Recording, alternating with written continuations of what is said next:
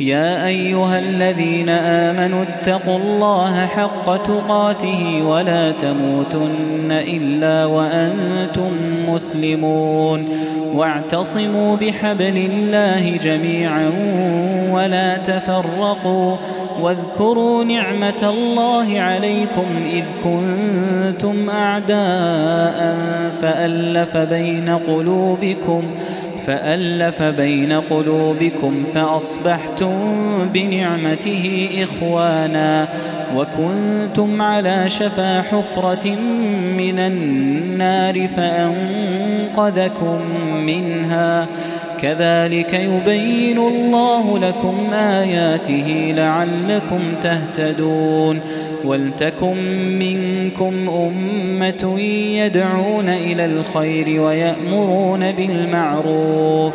ويأمرون بالمعروف وينهون عن المنكر وأولئك هم المفلحون ولا تكونوا كالذين تفرقوا واختلفوا من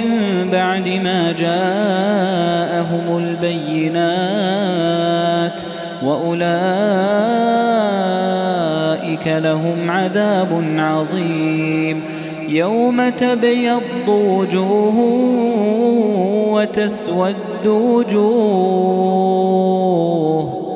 يوم تبيض وجوه وتسود وجوه فأما الذين اسودت وجوههم أكفرتم بعد إيمانكم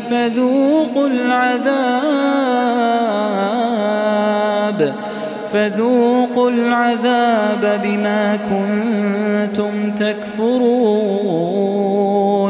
وأما الذين ابيضت وجوههم ففي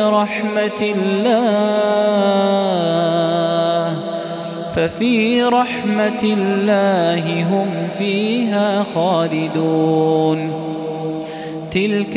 آيات الله نتلوها عليك بالحق وما الله يريد ظلما للعالمين ولله ما في السماوات وما في الأرض